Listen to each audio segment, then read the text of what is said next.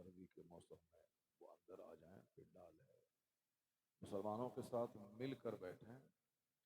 یہ جلسہ صرف ایک رسم و رواج کے طور پر نہیں ہوتا ہے، اس جلسے سے بہت سارے پیغامات نشر ہوتے ہیں، اور ایک ساتھ مل کے بیٹھنے میں آپس کی قدورتیں دور ہوتی ہیں، سینے میں جو نفرتیں ہیں وہ نفرتیں ختم ہوتی ہیں، اور محبتوں کا چراغ روشن ہوتا ہے۔ جو میرے سامنے جو نوجوان بچے بات کر رہے ہیں وہ تو اندر آ جائیں۔ آپ نے ابھی اسد بھائی کو بہت زبردست سنا اور بہت دیر تک سنا، اور جو 10-10 لاکھ کے مجمع میں نعت سناتے ہیں وہ 10-20 لوگوں کے بیچ میں بھی نعت سناتے ہیں۔ نعت پڑھنی ہے تو چاہے ایک آدمی رہے تو بھی نعت سنانی ہے، چاہے 1 لاکھ لوگ رہے تو بھی نعت سنانی ہے۔ حالانکہ اسد بھائی کی شہرت مقبولیت کے سامنے یہ چھوٹا سا مجمع کچھ نہیں ہے، لیکن یہ تو چھوٹی محفل میلاد میں بھی نعت پڑھتے ہیں۔ اگر کوئی مسجد میں 5 لوگ بیٹھے رہیں اور کہ اسد بھائی نبی کی نعت سنائیے، وہاں بھی سنانے لگتے ہیں۔ گاڑی پہ سفر کریں، وہاں اگر کہیں تو آپ نعت سنائیں تو وہاں نعت سنانے لگتے ہیں۔ ظاہر سی بات ہے، جس کے دل دماغ میں یہ ہو کہ آن بان شان شہرت بہت بڑا مجمع تو ہم پڑھیں گے، اس طرح کے تکلفات سے اسد بھائی محفوظ ہیں، اور الحمدللہ اس چھوٹی سی بستی چھوٹے سے گاؤں میں ایک لمبے ٹائم تک 1.5 گھنٹے تک نعت شریف پڑھنا، اللہ تبارک و تعالی آپ سبوں کے نعت سننے کو قبول فرمائے اور اسد بھائی کے نعت پڑھنے کو قبول فرمائے، اور اللہ انہیں صحت اور تندرستی عطا فرمائے۔ ابھی میں 17 گھنٹے سے کار کا سفر کیا، 17 گھنٹے۔ 17 گھنٹے ٹرین پہ سفر کرنا بہت آسان ہے، لیکن کار پہ 17 گھنٹے سفر کرنا بہت مشکل کام ہے، اور مشکل کام کر کے میں آیا ہوں تاکہ آپ کو 2 گھنٹے کی تقریر سنا دوں۔ کیا آپ راضی ہیں 2 گھنٹے کی تقریر سننے کے لیے؟ ہاں؟ اگر نہیں سنیں گے تو آدھا گھنٹے کی تقریر مجھ کو آتی ہے، آدھے گھنٹے والی بھی آتی ہے اور 2 گھنٹے والی بھی آتی ہے، اور جب لوگ قاعدے سے بیٹھیں تو 5 گھنٹے والی بھی آتی ہے، اور صبح سے لے کے ابھی تک ابھی قاعدے سے کھایا نہیں ہوں، صرف چھولا بھٹورا تھوڑا لیا تھا لکھنؤ میں، بس اس کے بعد نہ روٹی لیا ہوں نہ چاول لیا ہوں۔ ہاں، ماشاء اللہ، سبحان اللہ۔ اللہ تبارک و تعالیٰ آپ سبوں کو سلامت رکھے۔ جو بچے ہمارے سامنے کھڑے ہیں ان سے میری گزارش ہے کہ صاحب آپ اندر کیوں نہیں آپ آتے، وہاں کیوں کھڑے ہو آپ؟ گاؤں میں عید کی نماز ہوتی ہے مگر گاؤں کے سارے لوگ بھی اس میں شریک ہوتے ہیں، بازو کے گاؤں کے لوگ نہیں آتے ہیں، ہر آدمی اپنے اپنے محلے میں نماز پڑھتا ہے۔ بقرعید کے دن بھی صرف گاؤں کے لوگ نماز پڑھتے ہیں، اور گاؤں کے لوگ ہی ایک دسترخوان پہ کھانا کھاتے ہیں، ایک دوسرے کو بلاتے ہیں۔ لیکن جلسہ جس گاؤں میں ہوتا ہے اس گاؤں میں صرف اس گاؤں کے لوگ نہیں رہتے ہیں بلکہ آس پاس کے 10-20 گاؤں کے لوگ رہتے ہیں، تو اس لیے جلسہ ایک عید کے دن سے کم نہیں ہوتا ہے، اور بلکہ اس معنی کر کے 10-20 گاؤں کے لوگ گھر میں مہمان آتے ہیں، تو یہ جلسہ تو عید کی تقریب سے بھی زیادہ متبرک اور زیادہ بابرکت اور زیادہ خوشی کا موقع ہوتا ہے، اور یہ جلسہ ہمیں آپ کو دیتا ہے۔ تو سارے لوگ اس جلسے کو بالکل سیلیبریٹ کریں کہ ہمارے گاؤں میں آج کرکٹ کا تماشا نہیں ہو رہا ہے، ورلڈ کپ کا میچ نہیں ہو رہا ہے، بلکہ مصطفیٰ کے ذکر کی محفل منعقد ہو رہی ہے۔ ذرا زور سے بولے سبحان اللہ، اور ادھر ادھر کوئی مت دیکھیں اور کوئی مت اٹھیں، مجھے دیکھیں۔ میں کوشش کروں گا کہ آپ کے سامنے کچھ باتیں قرآن کی، کچھ باتیں حدیث پاک کی، اور پھر اس کے بعد میں تقریر کروں گا۔ پہلے قرآن شریف کی 2-4 باتیں سن لیں، کیونکہ قرآن کریم اللہ کا کلام ہے، اور اللہ کا کلام جس گھر میں پڑھا جائے آسمان سے سکینہ نازل ہوتا ہے، فرشتوں کی جماعت آتی ہے اس گھر میں۔ ایک صحابی رسول تھے، انہوں نے آقا کی بارگاہ میں کہا کہ سرکار میں سورہ کہف کی تلاوت کر رہا تھا، تو میں نے دیکھا کہ میرے سامنے باندھا ہوا ایک گھوڑا ہے جو اچھلنے لگا۔ میں قرآن پاک کی تلاوت کر رہا تھا، سورہ کہف معلوم ہے آپ کو، جو جمعہ کے دن اس کی تلاوت کرتا ہے اگلے جمعہ تک اس کے لیے نور ہی نور ہوتا ہے، اور دونوں جمعے کے بیچ کے گناہوں کا کفارہ ہو جاتا ہے۔ کم سے کم جمعہ کے دن اس سورت کی ضرور تلاوت کرنی چاہیے۔ کون سورت ہے؟ سورہ کہف، بہت بابرکت سورت ہے۔ ایک صحابی کہتے ہیں کہ سرکار میں اس سورت کی تلاوت کر رہا تھا، سامنے گھوڑا بندھا ہوا تھا، وہ اچھلنے لگا، میں سمجھ نہیں رہا تھا کہ یہ گھوڑے کیوں اچھلنے لگے، اور جب میں آسمان کی طرف دیکھا تو دیکھا کہ ایک نور کی قندیل ہے جو لٹکی ہوئی ہے زمین سے لے کے آسمان تک۔ حضور نے فرمایا یہ قرآن کریم کی تلاوت سننے کے لیے جو فرشتے نازل ہوتے ہیں وہ فرشتے، اور ان فرشتوں کو دیکھ کر تمہارا جانور اچھلنے اور کودنے لگا، چونکہ قرآن کریم کی تلاوت کے وقت میں سکینہ نازل ہوتا ہے، سکون نازل ہوتا ہے۔ آج اکثر لوگوں کو دل کی بیماری ہے، ہارٹ ڈیزیز سے کہتے ہیں، جس کو ہندی میں ہردے روگ کہتے ہیں۔ اکثر لوگ ہردے روگ یعنی دل کی بیماری کے مریض ہو رہے ہیں۔ دو چار دن پہلے ایک نوجوان بولا کہ میرا سینہ بہت دھڑک رہا ہے، یعنی بہت پمپنگ ہو رہی ہے اور سینے میں درد ہو رہا ہے۔ تو ڈاکٹر کہتے ہیں کہ آپ کا دل کمزور ہو گیا ہے اور فوری علاج کی ضرورت ہے۔ سینے میں درد ہوتا ہے، یہ شکایتیں بڑی تیزی سے پھیل رہی ہیں، بائی پاس سرجری بڑی تیزی سے ہو رہی ہے، اور دہلی جیسے شہر میں آپ دیکھیں ایک کونے سے دوسرے کونے تک ہر 10 قدم کے بعد ہارٹ کا اسپتال ملے گا آپ۔ چھوٹے سے لے کے بڑے شہر تک لوگ دل کے مریض ہو گئے، کیونکہ یہ دل دنیا کو دینے کے لیے اللہ نے نہیں پیدا کیا۔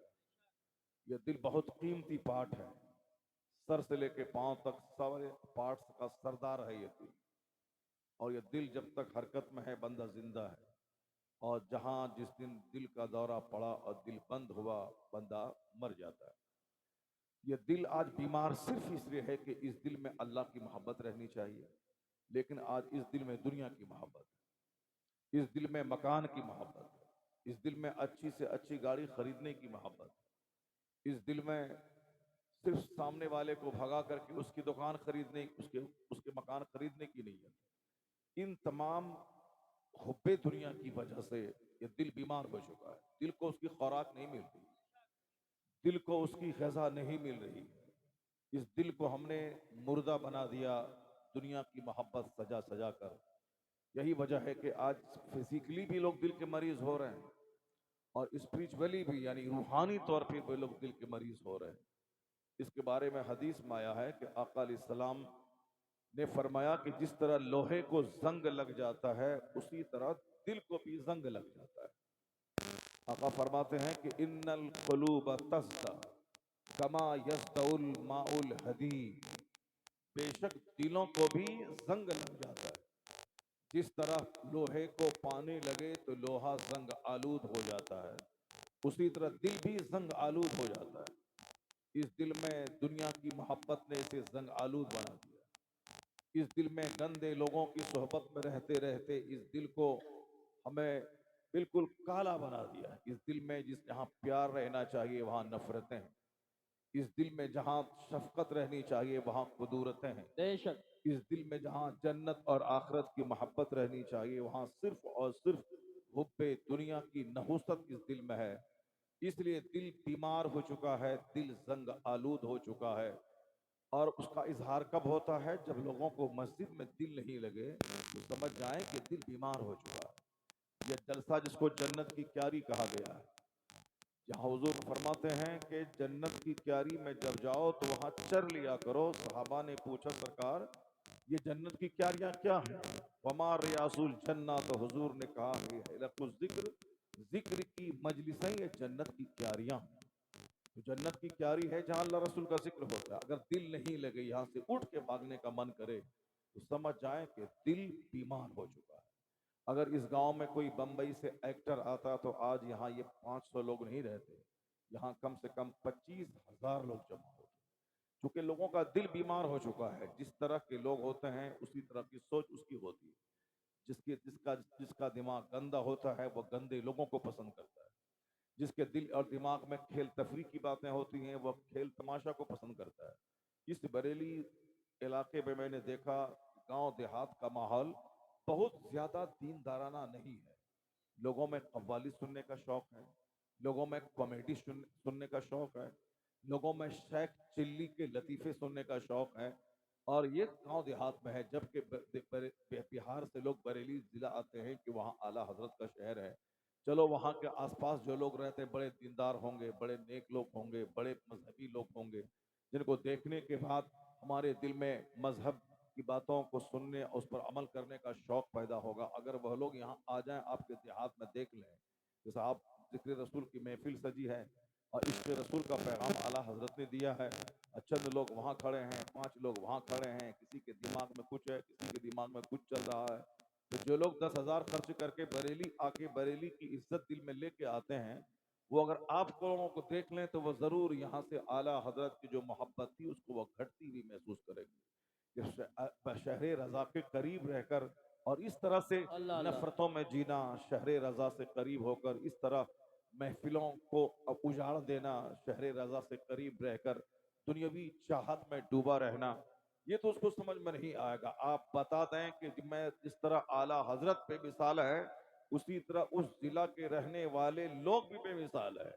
ये बेमिसाली उस वक्त उसका पता चलेगा जबकि आप नात भी सुनेंगे, तकरीब भी सुनेंगे, आप साहब आप मुस्तफ़ा की हदीस भी सुनेंगे, अल्लाह का कलाम भी सुनेंगे, और ये बता देंगे कि हम लोग तमाशे वाले नहीं हैं, हम लोग तो मुस्तफ़ा की मोहब्बत वाले लोग हैं। तो आप बता दें कि हम 2 घंटे नहीं 4 घंटे बैठकर हम मुस्तफ़ा के जिक्र की महफिल में अपनी आखिरत सजाने संवारने का जज्बा रखते हैं। वह लोग जो दिल और दिमाग में कचरा भरे हुए हैं, वो अपनी खैर मनाए कि दिल अगर नापाक हुआ तो तुम हार्ट के मरीज हो जाओगे, जमीन बिक जाएगी, उसका इलाज नहीं कर पाओगे। अभी ये इस दिल में जितनी मोहब्बतें रहती हैं, इस दिल में जिस कदर अच्छी गुड फीलिंग्स रहती हैं, और जहाँ अच्छे लोगों की सोहबतें रहती हैं, वहाँ हार्ट की बीमारी नहीं होती। हार्ट की बीमारी वहाँ रहती है जहाँ तन्हाइयाँ ज्यादा रहती हैं। हार्ट की बीमारी वहाँ रहती है जहाँ इस दिल में नफरत ज्यादा रहती है। हार्ट की बीमारी वहाँ होती है जहाँ अच्छे लोगों की सोहबतें नहीं होती, जहाँ लोग ताड़ी पीते हैं, जहाँ लोग शराब पीते हैं, जहाँ लोग हसद और जलन और खुदूरत रखते हैं, जहाँ लोग गरीबों के साथ नहीं बैठते हैं। हुजूर ने फरमाया है कि गरीबों के साथ बैठा कर उससे सीने का घमंड दूर होता है, सीने का कचरा दूर होता है। आका अलैहिस्सलाम हमेशा दुआ करते थे, अल्लाहुम्मा अहयनी मिस्कीना व अमितनी मिस्कीना वहशुरनी फी जुमरतिल मसाकीन। ए अल्लाह, मुझे मिस्कीन बना के जिंदा रख, हालत मिस्कीनियत में मौत अता फरमा, और मिस्कीनों के साथ मेरा हश्र फरमा। ये कौन? जो कायनात के मालिक व मुख्तार हैं, जो अरबो अजम के ताजदार हैं, जो जमीन और आसमान के खजाने के मालिक हैं, वो पैगंबर आजम कहते हैं कि इलाही मुझे मिस्कीन बना के जिंदा रख। इसका मतलब है मिस्कीनियत की बड़ी फजीलत है, और भले ही 50 करोड़ के मकान में बंदा रहे मगर दिल मिस्कीन जैसा रहना चाहिए। इस दिल में घमंड नहीं रहना चाहिए, इस दिल में कुदरत नहीं रहनी चाहिए। आका फरमाते हैं, ला यदखुलुल जन्नह मन कान फी कल्बिही मिस्काल ज़र्रतिन मिन किब्र। वो शख्स जन्नत में नहीं जाएगा जिसके दिल में राई के बराबर घमंड मौजूद हो। यानी बिल्कुल छोटा सा भी अपने मकान का घमंड, जमींदारी का घमंड, खानदान का घमंड, मुलाजमत और नौकरी का घमंड, बाल बच्चों की खूबसूरती का घमंड, दामाद की मुलाजमत का घमंड, जवानी का घमंड, अच्छे कपड़े और अच्छी गाड़ी का घमंड, कोई भी गुरूर अगर दिल में रहा तो मुस्तफ़ा सच्चे, मुस्तफ़ा की बात सच्ची। अपने आप डफली बजाना कमाल नहीं है, हमारी सोच कमजोर है, हमारी बात कमजोर है, मगर मुस्तफ़ा ताकतवर है। मुस्तफ़ा की बात भी तमाम कमजोरियों से पाक है, और हुजूर से बढ़कर किसी की बात नहीं हो सकती। दुनिया का कोई भी दानिश्वर का कोई भी कौल हो, वह हुजूर से बढ़कर किसी का कौल नहीं है। यूरोप का दानिश्वर कहता है कि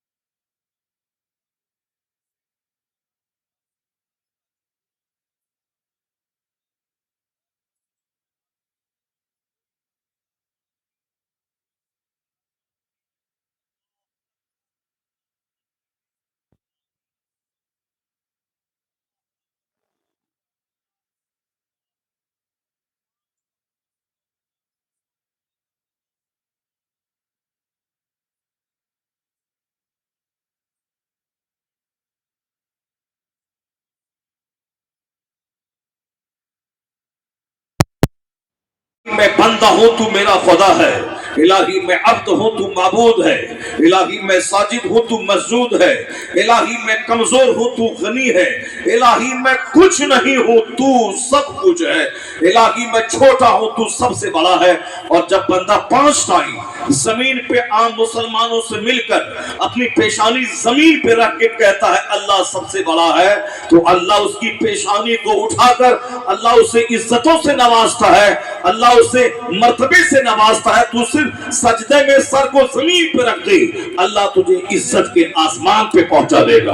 अल्लाह तुम्हें इज्जत देना चाहता है। शर्त है कि जमीन पे 5 वक्त पेशानी रख।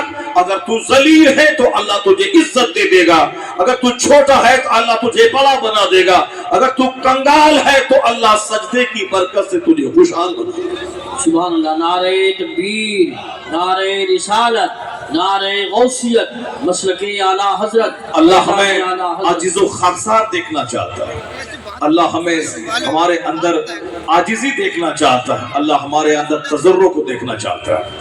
अल्लाह देखना चाहता है कि मेरा बंदा कितना रोता है मेरे सामने। अल्लाह देखना चाहता है कि मेरा बंदा किस कदर अमीरी का सारा तस्वुर मिटा के मस्जिद में गरीबों के साथ खड़ा होता है। अल्लाह ये देखना चाहता है। वैसे अल्लाह रब्बुल इज्जत गुरूर को नापसंद करता है। हुजूर फरमाते हैं कि राई के बराबर भी घमंड सीने में रहा तो वह शख्स जन्नत में नहीं दाखिल होगा। अपने मन में आप कहते रहिए मैं फला पीर साहब से मुरीद हूँ, जन्नत मेरी जागीर है, मैं साहब मैंने हज किया है 5 बार, जन्नत मेरी जागीर है। हर वक्त मोमिन डरता रहता है अल्लाह से जब तक कि ईमान की हालत में मर न जाए, और जब तक कि हिसाब किताब देकर मोमिन जन्नत में न चला जाए उस वक्त तक किसी भी वक्त में ईमान के लुटने का अंदेशा रहता है। हम लोगों को चूंकि ईमान के ताल्लुक से बड़ी गहरी फिक्र नहीं है, इसलिए कोई पीर पे नाज कर रहा है, कोई मस्जिद बना के घमंड कर रहा है, कोई मदरसा चला के गुरूर कर रहा है, कोई साहब टोपी पहन के कह रहा है कि जन्नत मेरी जागीर हो गई, कोई 10 पैसे गरीबों को दे के कह रहा है अब मैं जन्नती हो गया। नहीं, जनाब सुफियान सौरी बहुत बड़े शेख, बहुत बड़े बुजुर्ग थे, बुजुर्गों के उर्स में आए हैं, बुजुर्गों की कहानी सुनिए। हजरत सुफियान सौरी जवानी के दिनों में उनकी कमर झुक गई थी, वह जवान थे, मगर इस कदर गहरा सदमा आपको एक वाक़े का मिला, उनकी कमर सदमे से झुक गई।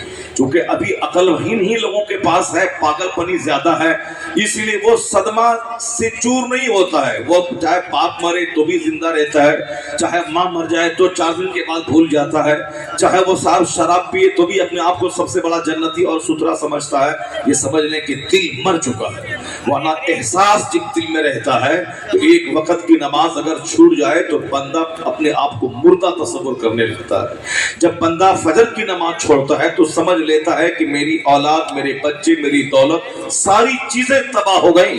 क्योंकि हुजूर ने कहा है कि फजर की 2 रकात नमाज दुनिया और दुनिया माफिया से बेहतर है, और अगर जो नमाज छोड़ दे तो समझ लें कि उसकी सारी दुनिया लुट गई, वो तबाह हो बर्बाद हो गया। यहाँ फजर छोड़ने के बाद भी सीना तान के बंदा चलता है, इसका मतलब है कि एहसास उसका मिट चुका है, उसका दिल मर चुका है।